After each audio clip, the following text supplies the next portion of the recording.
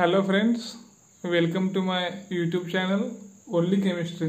पहा, पाठीमागच्या व्हिडिओमध्ये आपण नवीन चॅप्टर स्टार्ट केलं होतं. पहा, transition and inner transition element. याचं जे काही इंट्रोडक्शन असेल ते इंट्रोडक्शन आपण पाहिलं. त्याच्यानंतर position in the periodic table हे देखील पाहिलेलं आहे आणि त्याच्या पुढे आपण गेलो होतो. पहा, इलेक्ट्रॉनिक कॉन्फिगरेशन पर्यंत. इथपर्यंतचा भाग आपण त्या ठिकाणी पहिल्या व्हिडिओमध्ये पाहिला होता. पहा, पुढे आता आहे आपल्याला oxidation state of first transition series. First transition series आहे. या फर्स्ट ट्रान्झिशन सिरीजची ऑक्सिडेशन स्टेट असेल, त्या ऑक्सिडेशन स्टेट बद्दल आपल्याला या ठिकाणी डिटेल्स मध्ये पाहायचं. तर आपण पुढच्या पॉईंटकडे जाऊया. पहा, आपला नेक्स्ट आहे आपला oxidation state of first transition series. पहिली जी ट्रान्झिशन सिरीज आहे म्हणजे आपण त्याला कोणती सिरीज म्हणतो? पहा, 3D सिरीज. त्याच्यामध्ये एलिमेंट कुठून कुठपर्यंत आहे तर स्कॅन्डियम आहे. Atomic number 21 to zinc atomic number 30. 21 पासून तर 30 पर्यंत आहे. पहा, मग याच्यामध्ये काय म्हणलंय आपण डिटेल त्या ठिकाणी पाहूया. तर transition element shows great varieties of oxidation state. Great varieties म्हणजे काही +2 दाखवेल, +3 दाखवेल, +4, +5, +6, +7 म्हणजे याचे जे काही ऑक्सिडेशन स्टेट आहे ते व्हेरिएबल आहे की व्हरायटीज आहे त्याच्यामध्ये. Loss of 4 years. कोणते इलेक्ट्रॉन लॉस होतात आपले तर 4 इयर्स मध्ये. And 3D electrons प्रोग्रेसिव्हली leads to formation of ions. मग याच्यामध्ये जे इलेक्ट्रॉन आहेत ते इलेक्ट्रॉन काय होतात? लॉस्ट होतात आणि काय करतात त्या ठिकाणी आयन्स तयार होतात. मग तो कॅटायन्स असेल पॉझिटिव्ह चार्जचा. मग सपोज आपण एक्झाम्पल घेऊया आपण या ठिकाणी स्कॅन्डियमचं. किती ॲटॉमिक नंबर आहे? 21. मग याचं जे काही सेव्हनचे कॉन्फिगरेशन असेल ते 4s2 3d1 आहे. 4s2. आता पाठीमागचं कॅल्शियम पर्यंत 20 आपण घेतलं नाही. पहा, मग हा काय करतो? हा 4s मधला इलेक्ट्रॉन लॉस्ट करतो. त्याच्या बाजूला करतो 3d मधला सुद्धा इलेक्ट्रॉन करतो तो लॉस्ट करतो. आणि तो जे काही ऑक्सिडेशन स्टेट दाखवत असेल, सपोज आता म्हणूया आपण यानं 4s मधले 2 इलेक्ट्रॉन लॉस्ट केले. 4s किती येईल त्याच्यावरती? +2. याच्यामधला एक लॉस्ट केला किती? +3. म्हणजे ही जी काही ऑक्सिडेशन स्टेट आहे ती व्हेरिएबल आहे. आणि कुठले इलेक्ट्रॉन लॉस होत आपले? 4s आणि 3d मधले इलेक्ट्रॉन लॉस्ट. तर पुढे जाऊया. Loss of 1 4s electron leads to formation of M+ ion. एक इलेक्ट्रॉन लॉस्ट केलं तर किती चार्ज त्याच्यावरती? 1+ चार्ज. सपोज आता काय करूया आपण या ठिकाणी घेऊया. पहा, M आहे. हा M काय करतो? एक इलेक्ट्रॉन लॉस्ट करतो. M loses 1 electron gives 1++ electron. M+ charge आला. कधी आला तो? एक इलेक्ट्रॉन लॉस्ट केला तर त्याच्यावरती काय आला? 1+ चार्ज आला. Loss of 2 4s electrons gives M2+. 2 electron lost केले जसे की आपण स्कॅन्डियमचं पाहिलं. किती आलं त्याचे ऑक्सिडेशन स्टेट? +2 आले.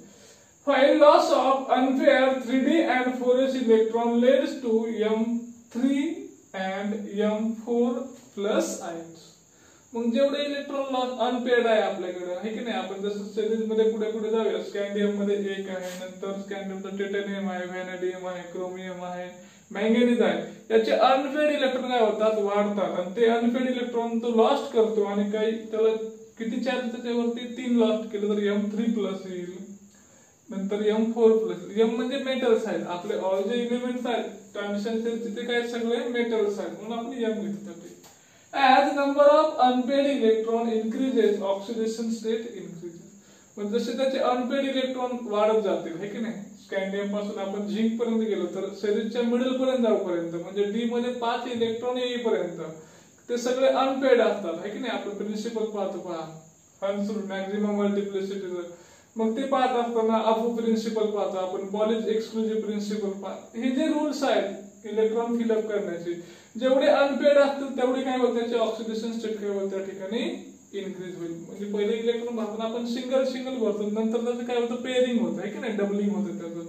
त्या रूल प्रमाणे आधी काय होतं? सिंगल जातील आणि सिंगल पोचल्या बसतील ते अनपेड राहतील आणि अनपेड इलेक्ट्रॉन लॉस्ट होतात आणि त्याच्यावरती काय येतो? मॅक्झिमम चार्ज ठिकाणी येतो. Element present at middle of series shows maximum oxidation from +2 to +7. म्हणजे जे इलेमेंट कुठे आहे आता अगदी सिरीज असेल आपली 10 एलिमेंटची सिरीज आहे आपली, है की नाही? 10, मग 5वा काय असेल आपला? हा मिडल असेल. तो काय आपला सपोज मॅंगॅनीज आहे, तो किती दाखवतो?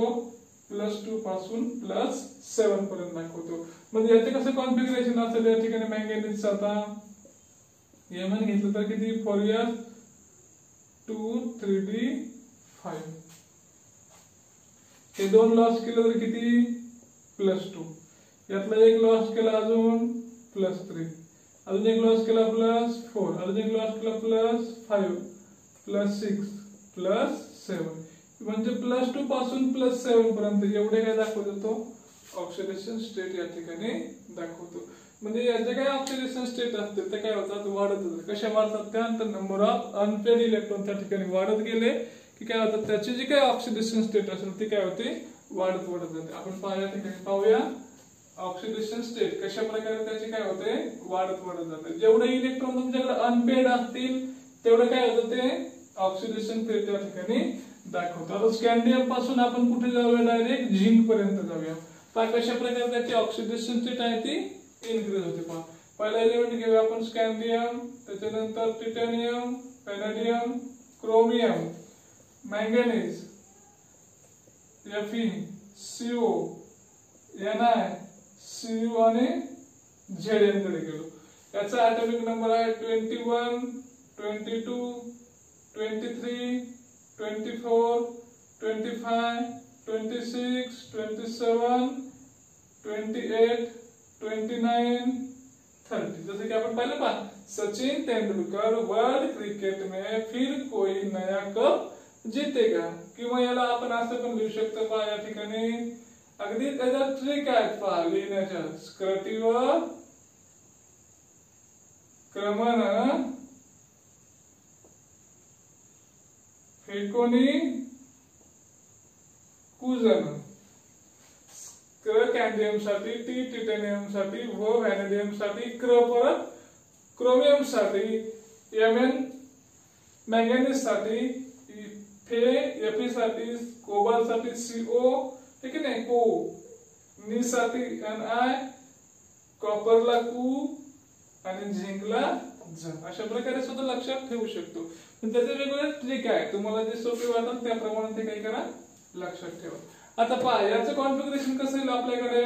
तर 4s2 3d1, ठीक आहे ना? 4s2 3d2, 4s2 3d3, 4s2 3d4, exception आहे 4s1 3d5. मॅंगनीज कसं येईल मग? 4s2 3d5, 4s2 3d6, 4s2 3d7, 4s2 3d8, 4s2 3d9, 4s1 3d10 and 4s2 3d10. अशा प्रकारे हे आपल्याला काय करता येईल?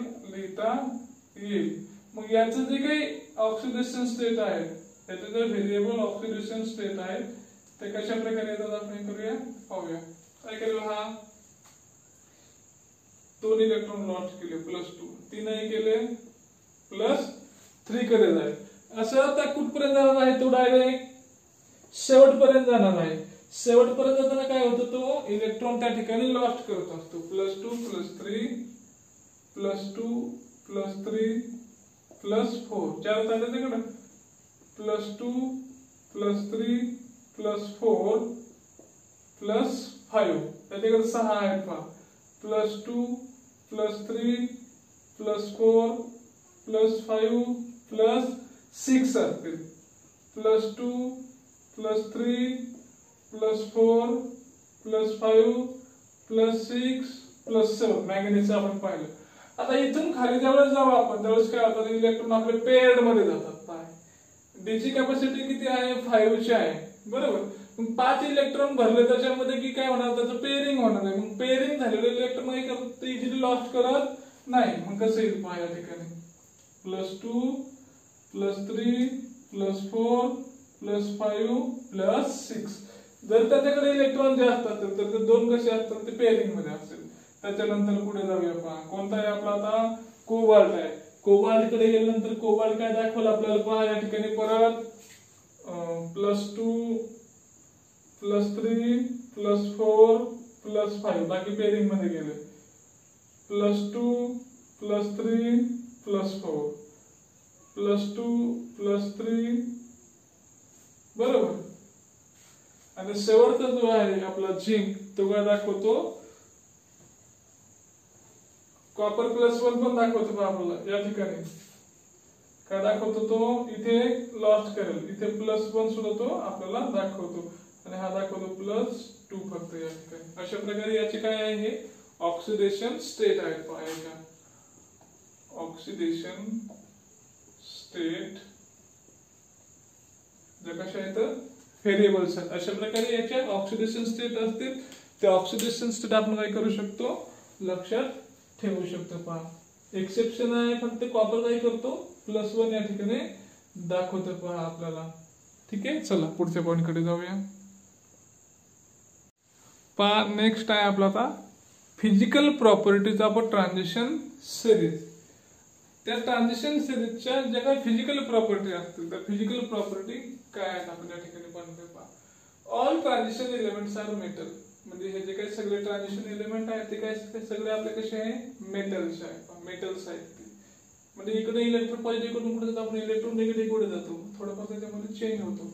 ते सगळे कसे आहेत मेटल्स. दे आर हार्ड कसे आहेत ते हार्ड आहे. दे हॅव अ लस्टर त्याला चकाकी असते लस्टर शायनिंग असते. They are मॅलिएबल. मॅलिएबल म्हणजे काय करतो आपण त्याला आपण काय म्हणतो त्याला वर्धनी येतात त्याच्यापासून पत्रे तयार करता येतात.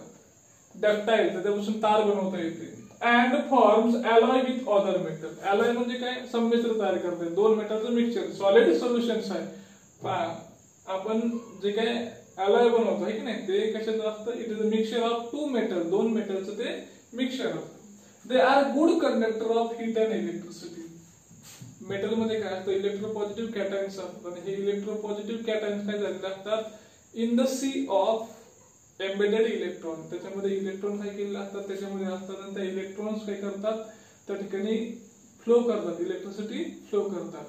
आणि हे जे इलेक्ट्रॉन असतात ते इलेक्ट्रिसिटी फ्लो करतात म्हणजे कसे आहेत ते they are good conductor of heat and electricity. Except त्याला काहीतरी अपवाद आहे except zinc cadmium mercury and manganese हे त्याला अपवाद आहे. They are not a good conductor ते गुड कंडक्टर नाही. The transition element zinc cadmium Hg are not hard. तर अजून एक अपवाद आहे. ऑल काय म्हणलं आपण ऑल हार्ड म्हणलं पण नाही त्याच्यामध्ये हे जे तीन आहे झिंक कॅडमियम Hg हार्ड नाही. and have low volatility. आता लो व्हॉलॅटिलिटी म्हणजे काय आहे ते जास्त टेम्परेचर पर्यंत तग धरू शकतात. Low volatility. They possess high melting and boiling point. मग हे जे काही इलेमेंट आहे कसले ट्रान्झिशन इलेमेंट्स असतील हे ट्रान्झिशन एलिमेंट मध्ये कसे आहेत हे सगळे कसे आहेत दे shows high melting and boiling point. पुस्तकामध्ये ग्राफ दिलेला आहे त्या ग्राफच्या सहाय्याने आपल्याला जे काही टेम्परेचर आहे त्याचं ते टेम्परेचर या ठिकाणी आपल्याला पाहता येऊ शकतं. कशा प्रकारे त्याचं टेम्परेचर आहे ते टेम्परेचर काय होतंय इन्क्रीज होतंय आणि या ठिकाणी ॲटॉमिक नंबर दिलेला आहे. ॲटॉमिक नंबर इन्क्रीज होतोय त्याच्यानंतर टेम्परेचर सुद्धा काय होतंय आपलं इन्क्रीज होतंय मेल्टिंग पॉइंट त्याचा. मॅंगनीज कडे आलो आपण म्हणजे सिरीजच्या बरोबर मध्ये आलो. त्याच्यानंतर परत एलिमेंट दुसरं दिलेलं आहे सेकंड सिरीजचा TC दिलेला आहे. या ठिकाणी जर आपण आलो तर काय होतंय हे जे काय आहे याचा जो काय मेल्टिंग पॉइंट असेल तो काय होतो कमी होतोय. का त्या ठिकाणी कमी होतो तर त्याच्यामध्ये अनपेड इलेक्ट्रॉन्स असतील त्यामुळे त्याला होतं बॉन्ड इझिली ब्रेक होतो आणि इझिली ब्रेक झाल्यामुळे काय होतं त्याचा जो काय मेल्टिंग पॉइंट आहे तो कमी होतो. पहा अशा प्रकारे सांगता येईल पहा पुढे आपल्याला. अशा प्रकारे याच्या फिजिकल प्रॉपर्टीज आहेत पहा हे आपल्याला काय करता येतील सांगता येतील. पहा चला नेक्स्ट पॉइंट कडे जाऊया. आपला पुढचा पॉइंट आहे आपला ॲटॉमिक अँड आयोनिक रेडियाई. पहा आता आपला नेक्स्ट पॉइंट आहे पहा trends in atomic properties of first transition series. आता याचे जे काही ट्रेंड्स असतील तर ट्रेड्स मध्ये आपण पाहतो त्याचे ॲटॉमिक प्रॉपर्टी, ॲटॉमिक रेडियस पाहतो, आयोनिक रेडियस पाहतो, त्याच्यानंतर त्याची एन्थॅल्पी असेल ती एन्थॅल्पी पाहतो. हे जे काय टर्म आहेत त्या टर्म पिरियोडिक टेबल मध्ये काय होत असतात, ठराविक फरकाने चेंज होत असतात, त्याला म्हणतो आपण ट्रेंड्स म्हणतो. मग इथे आहे पहा ॲटॉमिक आणि आयोनिक रेडियस आहे, ॲटॉमिक आणि आयोनिक रेडियस. तर सुरुवातीला पाहूया आपण ॲटॉमिक रेडियस बद्दल आणि त्याच्यानंतर घेऊया आयोनिक रेडियस बद्दल. Atomic radius of transition cells decreases from left to right. Decreases from left to right म्हणजे असं जर आपण पाहिलं तर ही लेफ्ट साइड आहे, आपल्याला ही राईट साइड आहे. मग ही लेफ्ट साइड आहे, इकडे एस ब्लॉक आहे आणि इकडे पी ब्लॉक आहे, मध्ये काय आपला आता हा डी ब्लॉक आहे. मग या डी ब्लॉक मध्ये काय होतं, लेफ्ट टू राईट म्हणजे स्कॅन्डियम पासून कुठे जातो आपण, झिंक पर्यंत. इकडे जर आपण जात असेल तर त्या ठिकाणी काय होते, डिक्रीज होते. कशापासून, लेफ्ट टू राईट कडे ती काय रेडियस असेल ती काय होते, डिक्रीज होते. As we move from left to right, left पासून राईट पर्यंत आपण जातोय, the nuclear charge increases by 1 unit at a time. Nuclear charge increase होतं म्हणजे काय होतं, ज्या वेळेस पहा आपला एक इलेक्ट्रॉन ऍड होत असतो, जो एक इलेक्ट्रॉन आपला कुठे ऍड होतो पहा, आता पहा ही सिरीज असेल आपली, तर 3D 1 ते 10 आहे आपलं आणि 4s 1 to 2 आहे. पण जो काही इलेक्ट्रॉन येणार आहे तो पहा आपण एक्झाम्पल मध्ये घेऊया. स्कॅन्डियम पासून गेला आपण कुठे, झिंक पर्यंत. प्रत्येक वेळेस इलेक्ट्रॉन जो येईल तो कुठे ऍड होतो, तो डी मध्ये ऍड होतो. तो डी मध्ये म्हणजे नवीन सेल मध्ये तो ऍड होतो का, नाही, आहे त्याच सेल मध्ये काय होतो, तो ऍड होतो, आहे त्याच सेल मध्ये ऍड होतो. पण न्यूक्लियस मध्ये जो काही चार्ज असेल, मग जेवढे इलेक्ट्रॉन्स ऍड होतील तेवढे प्रोटॉन्स त्या ठिकाणी येणार आणि त्याचा जो काही चार्ज असेल तो 1 युनिटने काय होतो, इन्क्रीज होतो. न्यूक्लियस मधला चार्ज काय होतो, एका युनिटने वाढतो. The last few electrons enters into penultimate n-1 d subshell. n-1 म्हणजे ह्या 4 आहे, 4 - 1 n प्रिन्सिपल क्वांटम नंबर आहे, मॅक्झिमम मधून एक 1 केला किती आलं, 3 आणि काय आहे, d आहे. मग याच्यामध्ये तो इलेक्ट्रॉन काय होतो, ऍड होत जातो. Penultimate n-1 d subshell. The d orbital are away from center of nucleus, so they have poor sibling or screening effect. आता पहा सुरुवातीला न्यूक्लियसचं सेंटर पकडलं आपण तर याच्या आधी असतं s ऑर्बिटल, त्याच्यानंतर p असतं, नंतर d असतं आणि सगळ्यात शेवटी f असतं. मग हे जे काय ऑर्बिटल आहे हे न्यूक्लियस पासून कसं आहे, अवे आहे, न्यूक्लियस पासून अवे आहे. आणि जेवढं न्यूक्लियस पासून तुम्ही लांब जाल तेवढा तुमचा इफेक्ट काय होतो, कमी होतो, कारण त्याच्यामध्ये अट्रॅक्शन आपलं कमी राहतं. अट्रॅक्शन कमी असेल तर त्या ठिकाणी स्क्रीनिंग किंवा सिल्डिंग इफेक्ट कमी होतो. हे आपण 11वी मध्ये पाहिलेलं आहे. पहा सगळ्यात जास्त स्क्रीनिंग इफेक्ट कोणाचा असेल, एस ऑर्बिटल, त्याच्यानंतर पी ऑर्बिटल, त्याच्यानंतर डी आणि सगळ्यात कमी सिल्डिंग इफेक्ट असेल तो एफ ऑर्बिटलचा असतो. काय तर अट्रॅक्शन त्या ठिकाणी कमी राहतं त्याचं. Effective nuclear charge also increases as the atomic number increases along the cell. आता इफेक्टिव्ह न्यूक्लिअर चार्ज असेल पहा, हा लूजली बॉन्डेड इलेक्ट्रॉन असतो पेनल्टिमेट सेल मधला किंवा व्हॅलन्स सेल मधला. पण तेवढा प्रोटॉन कुठे ऍड झाला, आपला न्यूक्लियस मध्ये ऍड झाला. न्यूक्लियस मध्ये जेवढे तुमचे जास्त असतील त्याने काय होतं, तुमचा इफेक्टिव्ह न्यूक्लिअर चार्ज तो त्या ठिकाणी काय होतो, वाढतो. Hence atomic radii gradually decreases from left to right. आणि मग यामुळे काय होतं, हे रिझन आहे त्याला, त्याच्यानंतर हे रिझन आहे आणि हे रिझन आहे. त्याच्यामुळे काय होतं, याचा जो काय असेल तो ॲटॉमिक रेडियस त्याची काय होते, डिक्रीज होते. कुठून, लेफ्ट टू राईट या ठिकाणी काय होतं, ते डिक्रीज होते. For example atomic radius of scandium is 164 picometre. Scandium म्हणजे सुरुवातीचा आपला ॲटॉमिक नंबर 21 आहे, त्याची किती आहे, 164 पिकोमीटर आहे. जसं आपण इकडून इकडे जाऊ कुठपर्यंत, झिंक पर्यंत किती आहे, 30 आहे.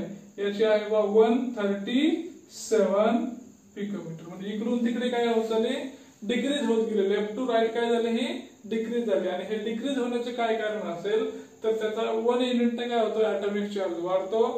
त्याच्यानंतर जो इलेक्ट्रॉन येतो आपला तो कुठे होतो, डी सबशेल मध्ये ऍड होतो, पेनल्टिमेट सेल मध्ये. त्याच्यानंतर जो काही डी ऑर्बिटल आहे त्याचा शिल्डिंग इफेक्ट काय आहे, कमी आहे. त्याच्यानंतर इफेक्टिव्ह न्यूक्लिअर चार्ज काय होतो, आपला वाढतो. आणि या सगळ्या गोष्टीमुळे काय होतं, त्याची जी काही रेडियस असेल ती रेडियस काय होते, कमी होते. अशा प्रकारे आपण सांगू शकतो की across this period from left to right atomic radius gradually decreases. Atomic radius gradually decrease. Atomic radius काय होईल आपली, gradually डिक्रीज होईल. कुठून कुठे जाताना, लेफ्ट टू राईट जाताना ती काय होते, डिक्रीज होते. याचं आपण काय पाहिलं, रिझन या ठिकाणी पाहिलेलं आहे. आता पुढे आहे फक्त आपलं आयोनिक रेडियस, तेवढे एक पाहूया आपण. नेक्स्ट आहे आपलं आयोनिक रेडिया बद्दल. तर आयोनिक रेडिया बद्दल आपण पाहूया. पहा, ionic radii of transition element shows same trends as atomic radii. म्हणजे जसं ॲटॉमिक रेडिया दाखवते, जे ट्रेंड्स दाखवते, तसं सिमिलर ट्रेंड्स कोण दाखवते, तर आयोनिक रेडिया. म्हणजे स्कॅन्डियम असेल तर स्कॅन्डियम 2+ असेल, त्याच्यानंतर टिटॅनियम 2+ असेल, नंतर व्हॅनेडियम 2+. हे जे काय सिरियली कुठं झिंक 2+ पर्यंत आपण आलो तर काय होणार आहे, ज्याप्रमाणे लेफ्ट टू राईट काय होतं, आयोनिक रेडियस काय होते आपली डिक्रीज होते, त्याचप्रमाणे ॲटॉमिक रेडियस सुद्धा काय होते, डिक्रीज होते. जसं आयोनिक रेडियस तुम्हाला डिक्रीज होईल त्याप्रमाणे ॲटॉमिक रेडियस पण काय होते, डिक्रीज होते. म्हणजे सेम ट्रेंड दाखवते. कोणासोबत, ॲटॉमिक रेडिया सोबत. कोण दाखवतं सेम ट्रेंड, आयोनिक रेडिया. जसं ॲटॉमिक रेडियस काय होते, इकडून इकडे आलं डिक्रीज होते, त्याप्रमाणे similarly ionic radii is also shows similar trends with that of atomic radii. The trends in ionic radii can be studied with. म्हणजे हे जे काय आहे, हे दोन प्रकारे आपल्याला पाहता येतं. पहा, element having same oxidation state. म्हणजे दोन वेगळे एलिमेंट असतील. Two different element having same oxidation state. For example, Cr2+ and copper 2+. Same oxidation state, and these are the from 3D series. They are having oxidation ionic radii 82 picometer and 72 picometer. Means there is a decrease in that radii. Decrease त्याची काय होते, radius होते. का decrease होते त्याची radii, का तर दोघांवर चार्ज सेम आहे, पण इफेक्टिव्ह न्यूक्लिअर चार्ज काय होता आपला वाढतो आणि त्या ठिकाणी ग्रॅज्युअल डिक्रीज आपल्याला लेफ्ट टू राईट काय होतं पाहायला मिळतं. किंवा पुढे जाऊया आपण, element having different oxidation state. Same element, one element आहे पहा, तोच काय दाखवतो, वेगवेगळ्या ऑक्सिडेशन स्टेट दाखवतो. कशा प्रकारे, M+, M2+, M3+, M4+. हे काय त्याच्या वेगवेगळ्या ऑक्सिडेशन स्टेट असतील. पहा, मग या वेगळ्या ऑक्सिडेशन स्टेट असतील तर या वेगळ्या ऑक्सिडेशन स्टेट मध्ये काय होतं, इफेक्टिव्ह न्यूक्लिअर चार्ज जेवढा जास्त असेल तेवढा अट्रॅक्शन जास्त असेल आणि तो न्यूक्लियसच्या काय होईल, जवळ येईल. आणि न्यूक्लियसच्या जवळ आला की डिस्टन्स काय होतं आपलं कमी होतं, आणि डिस्टन्स कमी झालं की रेडियाई काय होईल, त्याची डिक्रीज त्या ठिकाणी होणार आहे. पहा, M+ असेल, कमी न्यूक्लिअर चार्ज आहे. M2+ मध्ये गेला अजून चार्ज वाढेल. M3 मध्ये गेला अजून चार्ज वाढेल. M4 मध्ये there is an increase in the nuclear charge, and this nuclear charge increases, there is a decrease in atomic or ionic radii. Ionic radii काय होईल, तुमची कमी होईल, atomic radii सुद्धा काय होईल आपली कमी होईल. का कमी झाली तर effective nuclear charge increase and ionic radii decrease. अशा प्रकारे हे त्या ठिकाणी डिक्रीज या ठिकाणी होऊ शकतं. अशा प्रकारे याचे जे काही ट्रेंड्स असतील ह्या ट्रेंड्स आपल्याला सांगता येतील. चला पुढे जाऊया.